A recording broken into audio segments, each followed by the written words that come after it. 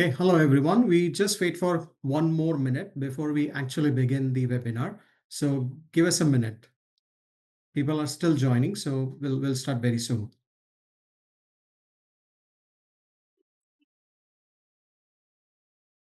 At Cygnet, we help enterprises move faster, scale smarter, and compete with confidence. With over 2 decades of experience, Cygnet.One is trusted by global enterprises for engineering the future of digital. From strategy to operations, our cloud transformation services help enterprises modernize at scale with secure, cost-optimized, AI-ready architectures. Whether you're migrating workloads, building cloud-native apps, or optimizing with DevSecOps, we engineer resilience from day one. We reimagine products, platforms, and experiences with full-stack digital engineering, from due diligence to hyper-automation. Our teams build modern, scalable apps with embedded AI and ensure seamless enterprise integration.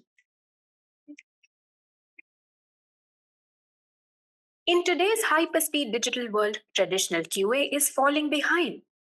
Reimagine digital assurance.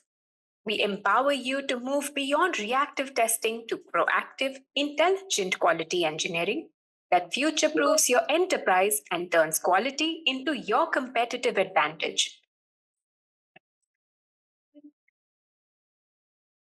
Transform data into decisions.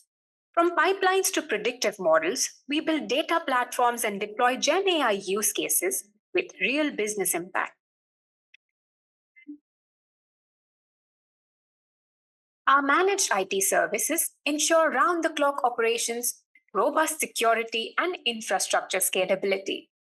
With application support, cloud operations, and cybersecurity, we become your extended IT arm. Behind every solution we deliver is a robust, future-ready technology stack, carefully selected to accelerate your transformation journey. Cygnet.One is your partner to scale securely, innovate continuously, and compete confidently. Let's build what's next together.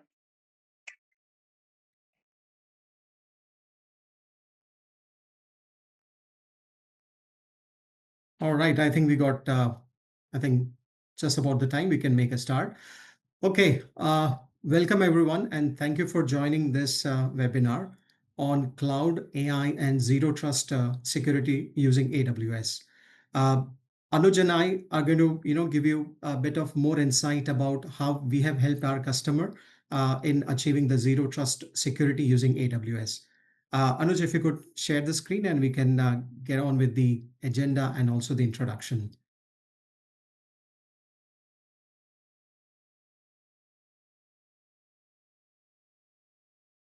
Okay, yeah, we can go to the next page. Yeah, so we will cover a bit more in detail about those topics. But before that, a quick introduction. I have, as a speaker, I've got Anuj Teli. He is Chief Information Security Officer. He not only helps Cygnet, but he's also a key player when it comes to information security implementation at our client. Myself, I take care of business development activity, and I'm going to be the host for today's webinar. So we will keep it interactional. At the end of the session, we'll have some Q&A, but prior to that, we'll go through the agenda and some of the main topic that we are planning to cover. Just a broad agenda. So in next 60 minutes, we're going to cover how currently the organization is using the Identify First and AWS native Zero Trust architecture to build the resilient infrastructure for their organization. So this is broadly into covering different phases. We start with the cloud foundation. How do we establish that? At the same time, we will cover on how to secure identity and how to provide access. That's our second point.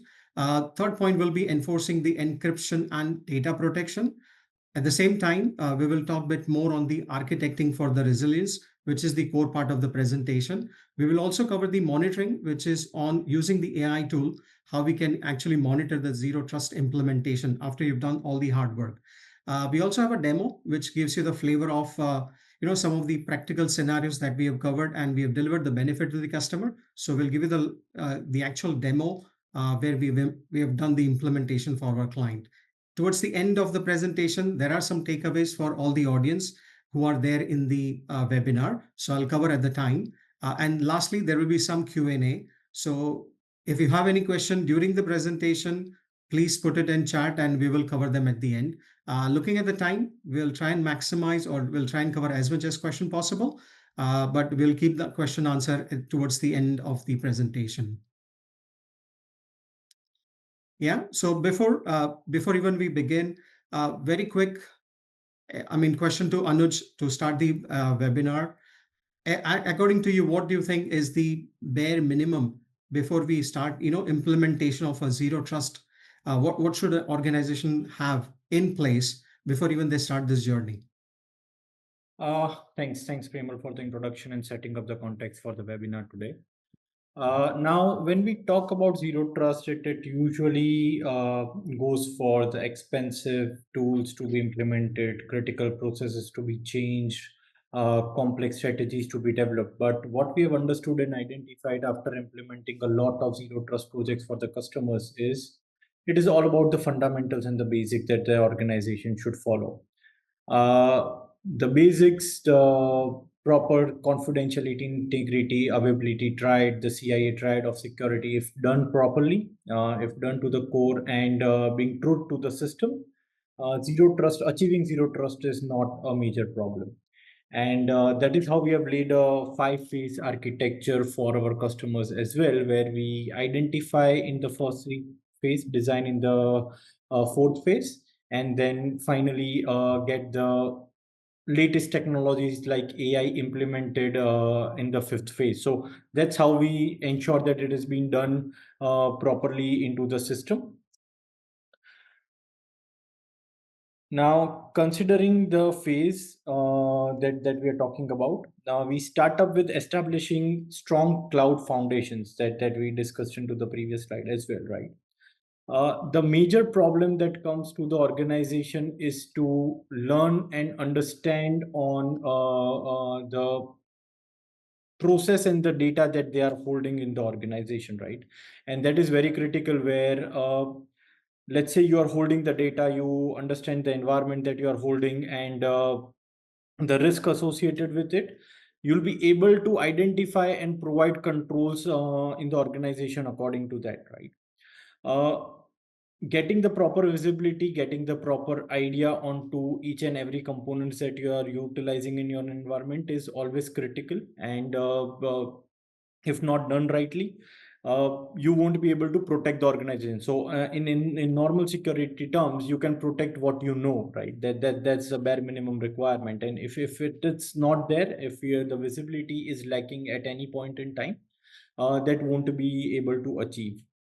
Again, having said that, considering the current scenarios, and I'll be focusing on AI at different phases as well. Again, we have a complete separate phase for AI, but at each phase I'll focus onto that as well, where let's say AI, implementing AI in anomaly detection or correlation of the logs that you have identified would increase the speed of remediation, or at least reacting to a particular issue exponentially faster compared to doing everything manually or performing it after performing a complete monitoring review. So implementing it, establishing a control on the foundations level, identifying the data is the core process, or the first phase that we identify and help organizations achieve the zero trust is to document it, implement it to the level that the core components visibility is there. And again, with technologies like AWS, there are multiple tools available onto this side, let's say GuardDuty or CloudWatch, which can integrate onto your system, and each and every click, each and every activity performed by the user or by the system can be logged, monitored, and with automation can trigger specific events to ensure that those anomalies can be detected and blocked at the right point in time. That's the first phase that we go for. Once we identify these, then we go to the next phase on securing it at the access level. Now, access is always the first line of defense of an organization or a process that we have set up, right? If you have been given the right access with the limited amount of requirements that is there to perform that particular activity, you have got a proper multi-factor authentication implemented with at least two different mediums, let's say an authenticator app or an OTP or mobile or email. And then a centralized management policy. Again, this is the documentation side of it, which is again very critical apart from the technical aspects. So reviewed on time, right time basis, proper documentation on which role needs what access. If there is a shared access, proper approval required, and in the review, anything that is additional should be removed out of the system. So if that is being done properly at each level, your zero trust implementation increases, or your zero trust implementation efforts increases significantly. So you don't have to go to each and every layer, each and every system again and again to verify if it is properly controlled. With this process implemented, as well as the technical technologies that are available implemented properly, you'll be able to achieve onto the zero trust more faster, enabling you to secure the data that we'll be talking in the next phase, but secure the data at the first line itself, that is authenticating to the data. The third phase, again, this is the first three phase of enabling and for establishing and enforcing. In the enforcing is the actual data and the encryption or storage of it properly.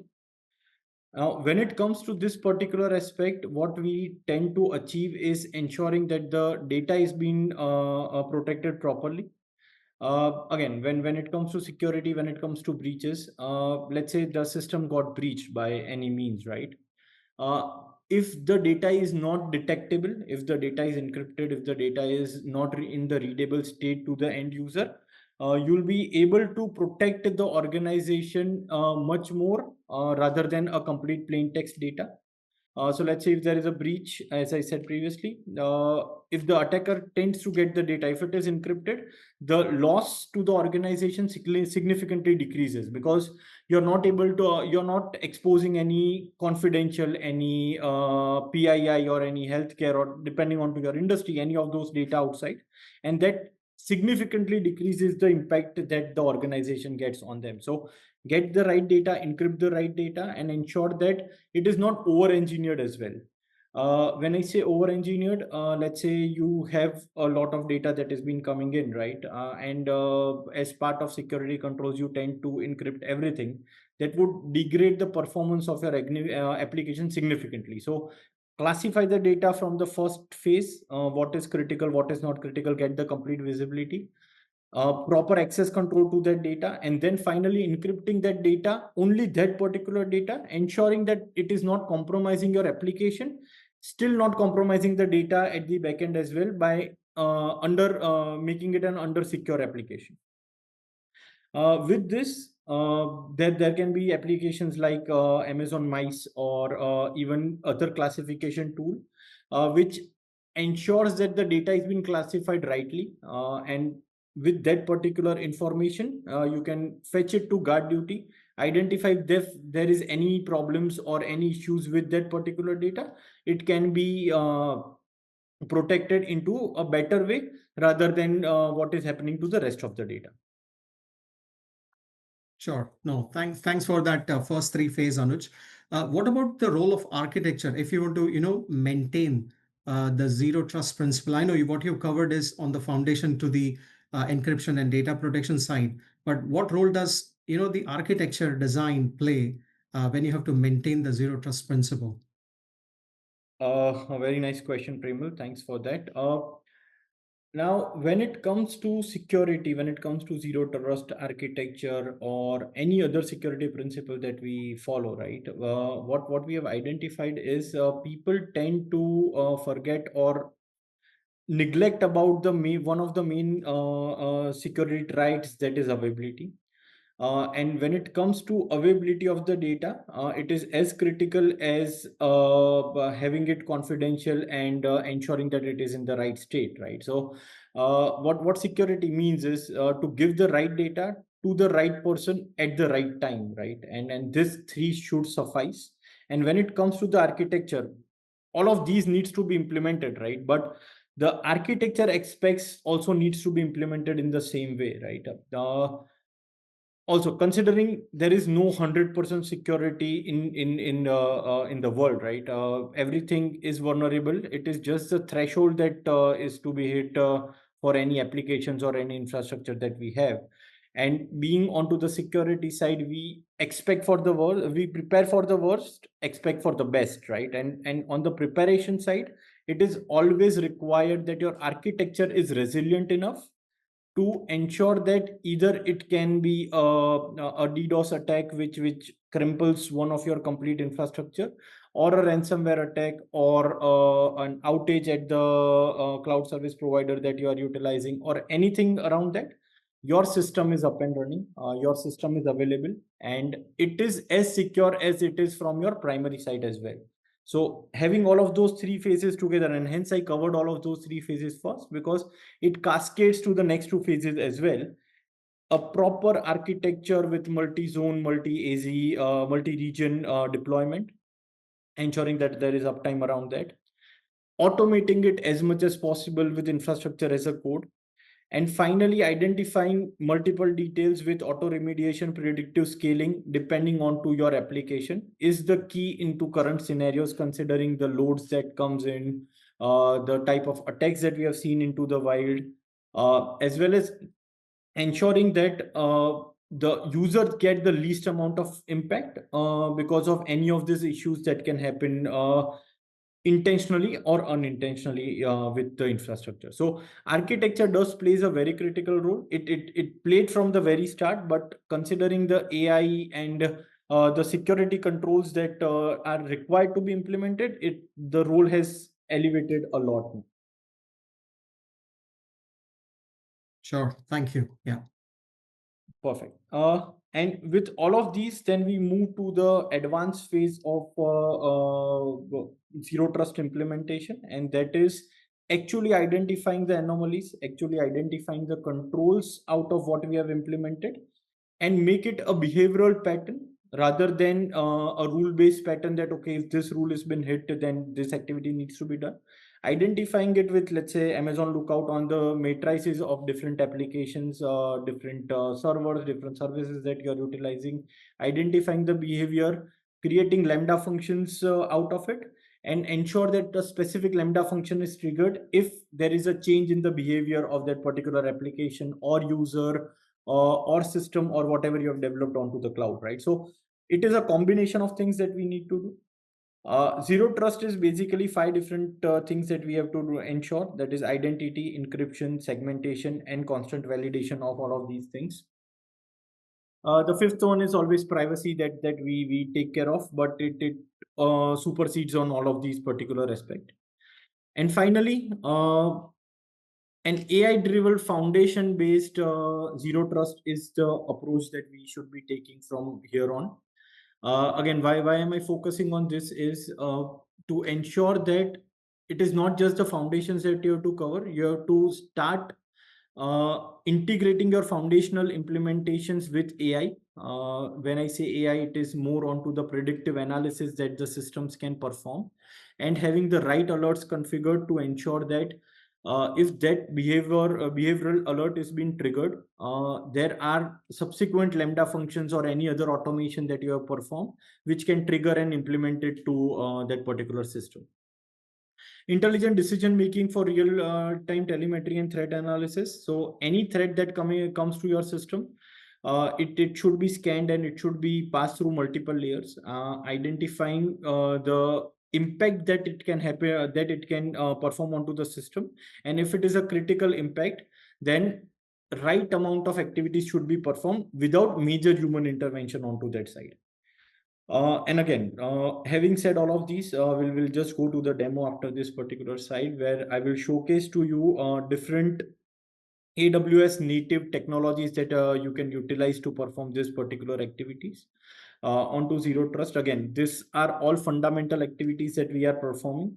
But implementing those specific activities or those fundamental activities, we can achieve greater security controls, proper visibility, and ensure that the systems that we are developing onto cloud, be it for ourselves, our own consumption, or for our clients, are resilient enough to protect against almost about 90% of the attacks that comes onto the system, right? So that's the approach that we are planning to take out of this.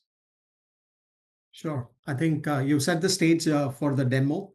We would love to see, some of the case studies that we have worked on and what are the benefits that we have realized to our customers. I'll just share the case study.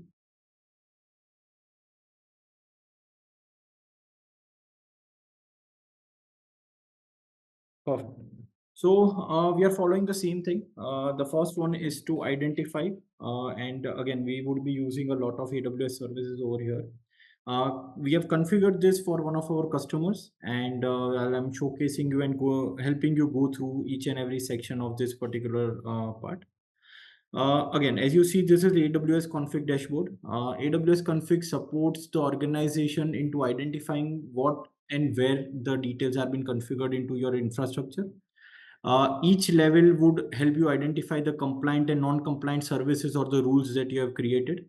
And you can go to the granular level as well. So it would actually identify and detail out what are the different rules that you have configured, what are the compliant ones, what are the non-compliant ones, and at each and every security component level as well. So let's say you have a security hub, you have an EC2, you have an EBS configured, and you have set specific rules for that particular set. You'll be able to ensure that it is being done properly and get a report out of it directly. Now, with this, you can merge a Lambda function or any other triggers or any other alerts to the system and get the right people notified onto what activity needs to be performed in case something is wrong with it, right? So this can be configured to your EC2s, KMS, any other service catalogs that you have implemented, and it would actually give you the detailed area on where the problem is into your system, what is non-compliant, and how you can modify it to ensure that the compliance has been achieved for that particular site. Again, a complete configurable rule, but ensure that it helps you get the identification. The next one that we are talking about is CloudTrail.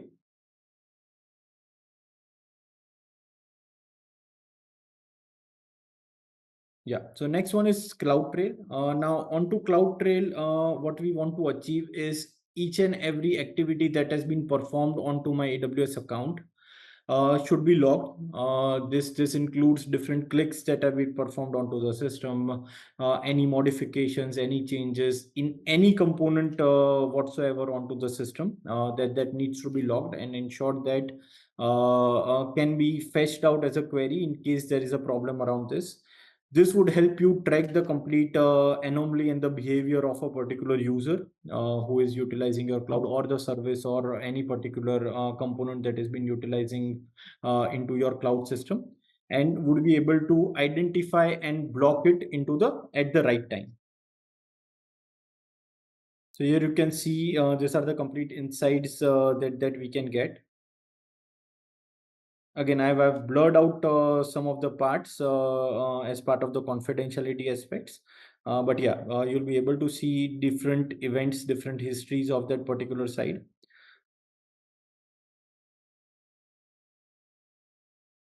Over here, these are the different logs that have been created. The logs would actually give you what activity has been performed by that particular user, when it was being performed, and even if you go in detail with it, you will be able to identify what were the from which IP address and from which system they have actually performed that particular activity. So it will give you the complete details. I'll just pause it and I'll just give you a use case. So let's say you have a user who is performing activities from your internal to the office on regular basis, right?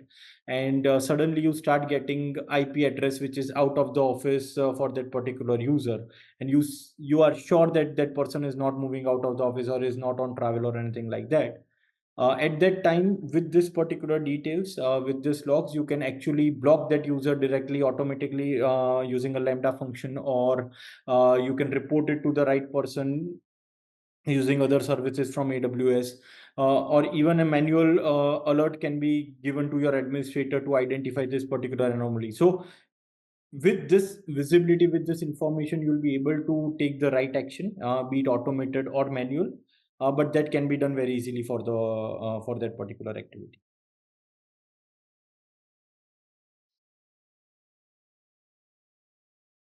Right, so over here you'll be able to see that this is the very specific type of access that has been provided.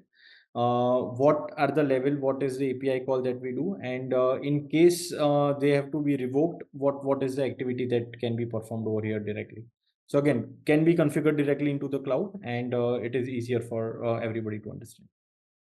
Now that was the visibility part. Now we'll come on to the IAM rules part. And again, I'm expecting that if everyone who has worked with AWS would understand this particular part. But what we have seen is, because the rules are not been created properly, the naming conventions are not been defined in the organization, or it was being done by multiple different administrators who are not in sync at that particular time. Users get multiple roles, and it supersedes the access that they needs to be given to them. So what we propose is to have very defined role, use as much as possible the AWS native roles that are being created, which ensures that it is a very specific role. There are no additional activities that are being performed onto that role, and it gives only the limited access to that particular user. So over here, we have just given an example of an S3 read-only access user.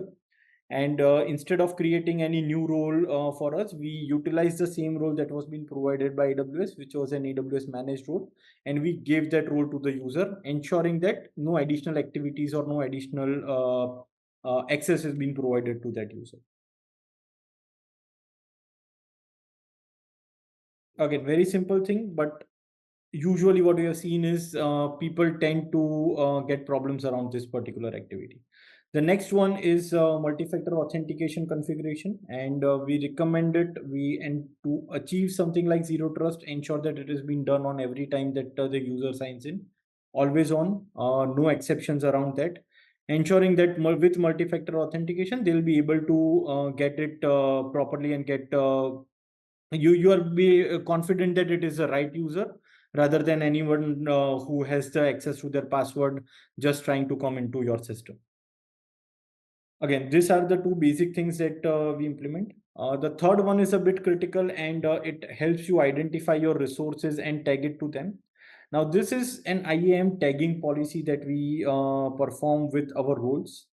Let's say there is an engineering team who needs to have access to all the resources that that particular engineering team needs to have with an admin access. And you have got multiple EC2s as well, which were specifically for your networking team for their monitoring tools and others, right?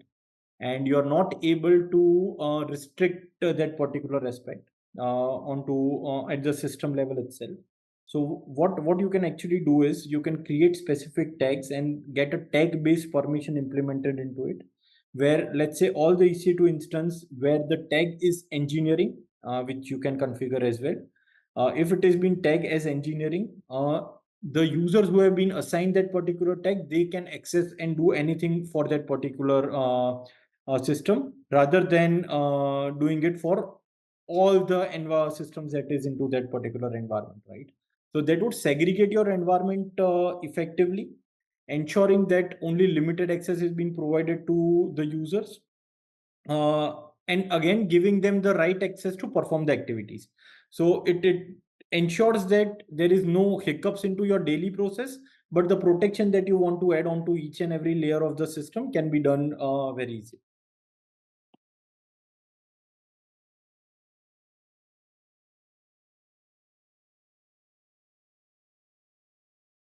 The next one is onto the storage and the encryption part of that particular side. When it comes to encryption, there are multiple ways on encrypting a particular data. There can be server-side encryption for, let's say, this is S3 or any other providers like EFS or EBS or anything like that. Or even at the EC2 levels. If you want to encrypt it, you can utilize a server-side encryption that is provided by S3, or you can have your own managed keys that can be implemented over here. We recommend having a strong key, at least 256-bit encryption, and again with the recent news, a quantum proof encryption as well, if that is possible or available into your scenarios. Having said that, always ensure that encryption is a very critical thing, both for security as well as for the performance of the application, and always have the right blend implemented into your system rather than implementing it across the system without identifying and verifying the impacts that it can happen onto your application. Right. So again, different keys, different level of implementation that we can have. When it comes to the key management, that is the KMS service that is being provided by AWS. You can have your own or customer managed keys or secrets implemented into your system. This can help you have different keys, multiple encryption levels for your applications and for your organization. It can be at your server level, that is the hardware level encryption that is called on AWS, that is a server level encryption. The next one can be your transit level encryption, that is a TLS. You've got predefined TLS policies as well. Ensure that you use the latest ones, TLS 1.2, 1.3 or above. There are specific exceptions that you might have to go through for, let's say, TLS 1.0 or 1.1 specifically for your legacy applications. But that needs to be verified, and a risk needs to be accepted for those type of implementations as well. And finally, getting your customer based or your multiple keys stored into secrets as well as the KMS systems to ensure that it's been utilized, rotated on right time, and not shared with multiple users. It can directly be fetched from the KMS systems rather than having it implemented centrally. That's the encryption part. Now we'll go to the segmentation of the networks. This again needs to be implemented to the core. You should have multiple subnets. Having the limited access at each level of the subnets with proper inbound, outbound rules and the routing tables implemented onto it.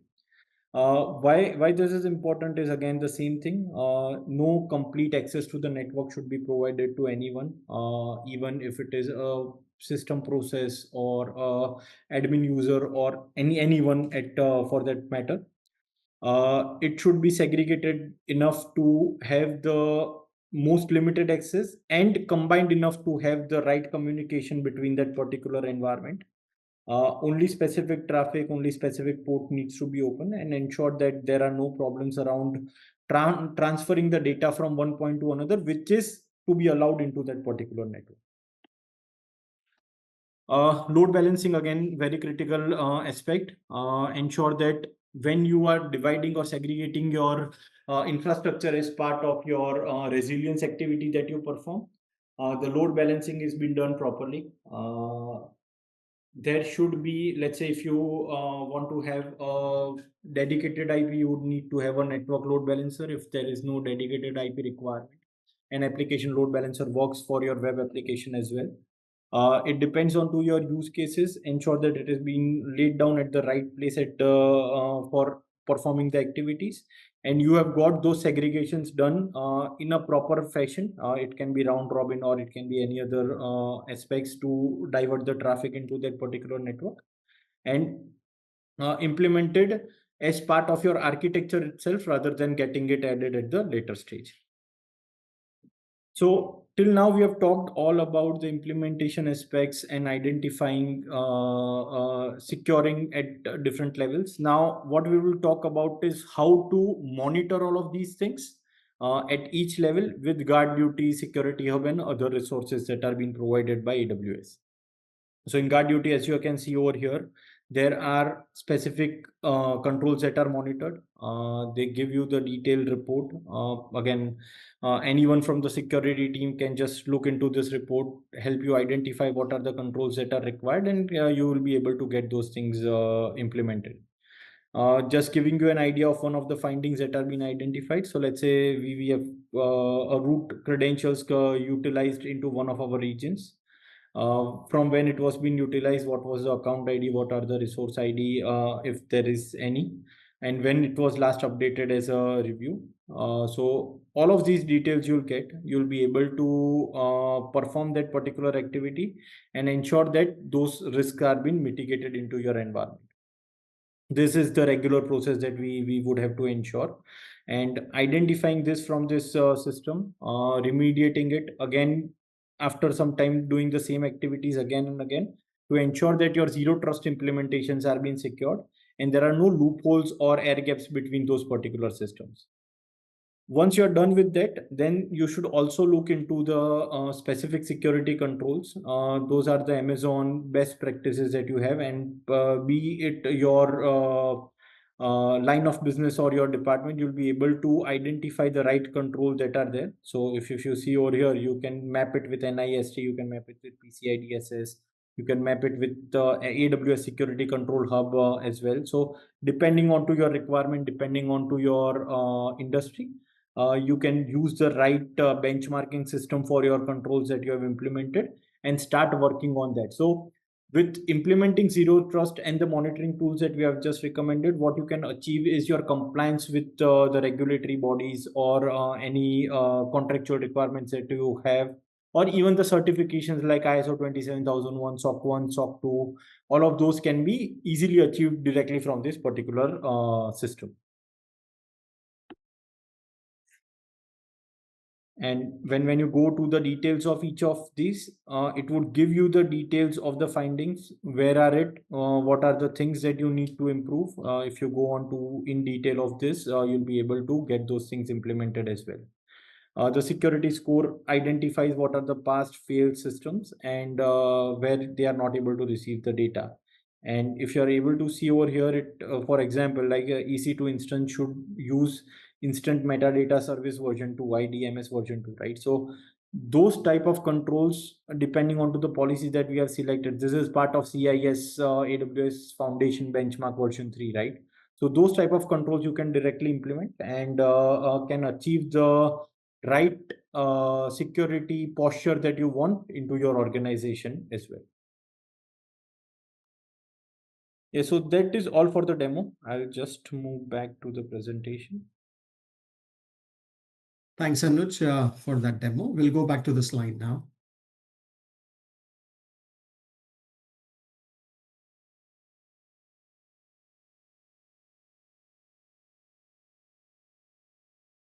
Okay, thanks for that demo, Anuj. So if I have to summarize, let's say in one line, what I've been hearing from you for last 30 to 40 minutes.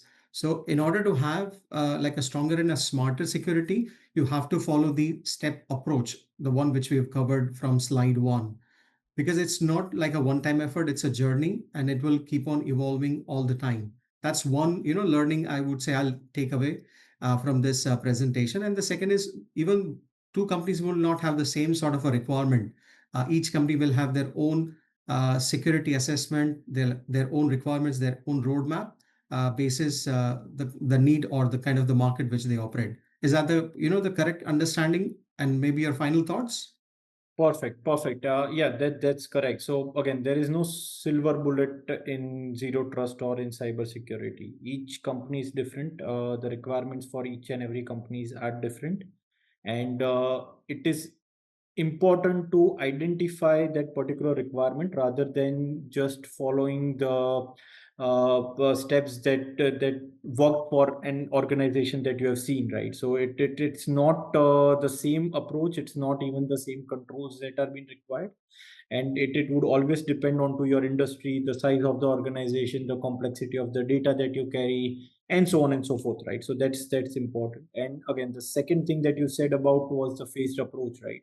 It is always a phased approach. When if let's say somebody tries to implement zero trust in a a very short span of time. We hope that that succeeds, but in a real and ideal scenario, it tends to fail not because of the security controls, but because of the changes that it brings to the system, right? And that change, that adoption needs time. It's not that it should take, let's say, years to implement, but it should not be a couple of months of activity as well. It should be phased. You should have a proper plan. You should have a proper checklist on what needs to be implemented when and how, and then start the implementation process as part of this particular activity. Sure. Thank you. No, that really makes sense. Yeah. You can go to the next page. Right. So we'll have a Q&A at the end of the session. So we'll go to the Q&A, but just some, kind of a takeaway for the audience. If you would like us to, review your current cloud security, kindly scan this, or even you can write to us, or you could use one of the link that has been pasted on the chat, so that you can book a session. It's a completely no obligatory kind of a review. We'll review your current environment, and we will definitely give you our assessment basis the experience and what we have discussed today. So yeah, I'll leave it here for a couple of seconds before we actually jump into the Q&A. I could, Anuj, see quite a few questions, so let me just pick. Yeah, there are about, quite a few. So I'll pick a couple of questions, and then maybe you can take depending upon the time that we have. The first question, I'm reading line by line here, Anuj. How does implementing Zero Trust with AWS native tools help to meet the industry compliance frameworks like ISO 27001, PCI DSS, or GDPR? I know you've touched base on that, but I think one of the participants would like to know a bit more. So what we have understand around this is all of the standards that we are talking about, be it ISO 27001, PCI DSS, or any of the privacy standards across the globe, right?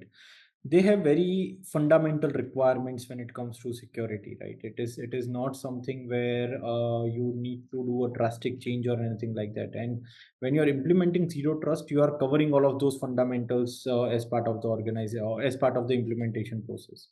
Once you have done that, I would recommend going on to, let's say, Security Hub, and identify which controls are missing, or which controls you need to improve more on to achieving a particular standard that you want to achieve, right?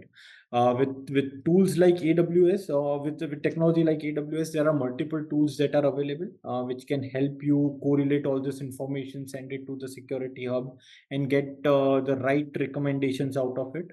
And again, we can also assist you into improving that particular aspect and identifying the first critical implementations that you need to do, and again go into a phase-wise approach by changing, let's say, 10 at a time and achieving your compliance requirements. Okay, sure. Thanks for that. Another question, if any organization already has a security tools in place, how does Cygnet.One help integrate them into a zero trust model? So I think somebody's already started the journey, how we would actually help them.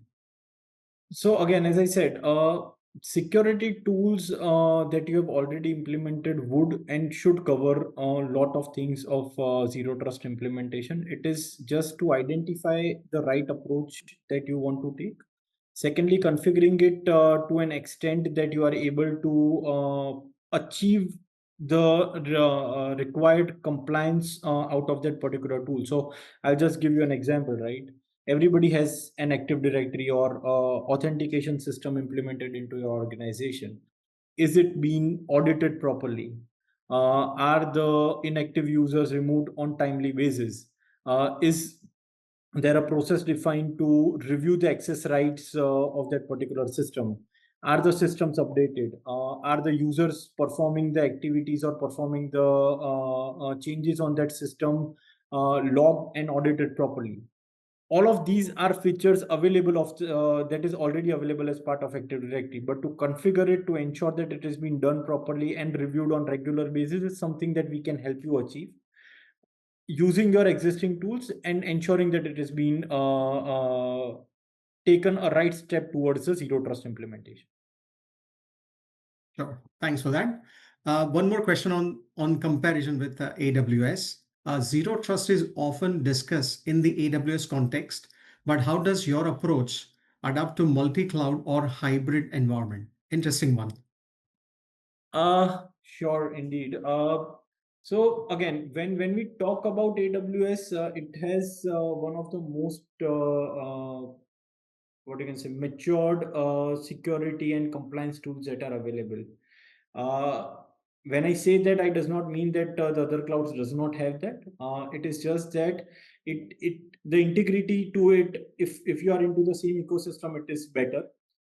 We can do the same things with Azure and GCP as well. And again, Azure, again, with the introduction of Entra ID, their Fabric technology for AI, they have taken that particular step already onto the Zero Trust implementation side. So it is all about the processes and the configurations that you need to do. Technology does matter depending on to which platform you are on, but it is not the roadblock for implementing Zero Trust. So it does not matter which cloud you are onto. If your approach is to achieve the zero trust technology, it can always be done. And again, the way that multi-cloud has been going on right now with AWS and Azure, they are trying to open up or bridge the gap between these two clouds, and they are trying to get those coexisted into a particular organization, because every organization nowadays are utilizing multiple clouds. So they're spreading their technologies across cloud, and with that, implementing zero trust at a single point, you'll be able to experience the benefits at multi-cloud level as well. Sure. Excellent. Last one, Anuj. What is your approach to ensure that the zero trust architecture remains effective as a new threats and technologies emerge? So again, as part of the phased approach, you need to evolve regularly. Don't ignore any of the issues that you have identified. Don't. So it is not implement once and use lifetime, right? You have to keep on implementing it on regular basis. And when I say implementing it, I'm not talking about implementing new tools. It is upgrading to the actual security threats that are coming outside, right? Let's say you identify some threats, or you identify some behavioral patterns of the users, and you don't update your logics or your analysis systems according to that, then you are breaching the security of your organization by not getting your zero trust implementation to evolve, right? So evolving is always required, changes are always required, and that should be a continuous process. So in again, when it comes to security, we have a plan, do, check, act life cycle that we implement, and that should be followed over here as well. You plan first, you do or you perform the activities, you check everything is working fine, and then act upon it. So plan, do, check, act is always being done into that particular cycle. And once that has been done, it goes into the loop always to ensure that it is verified, reviewed, and perform the activities are performed in the right manner. Okay. Thank you, Anuj. That was all the questions that we had. Again, we are just about time. If you have any further questions, anything that you would like to get in touch, you have our email address and also the QR code and the link. Kindly click on that link, and if you have further, discussion on this particular topic, we would be more than happy to review the cloud security at your end and provide our feedback. And again, as I mentioned, it's a completely non-obligatory. So if you review, there won't be anything that you have to go with us, but it's just, the dipstick that will help you to understand where you currently stand. So by that, we end our presentation. As I said, if you have any further question, you have email, get in touch with us, and we would be more than happy to, discuss that further. Thank you very much, Anuj, and thank you all the audience for joining this particular webinar. Thank you very much. Have a Thank have a you. good Thanks, day. everyone. Thank Thank you. you.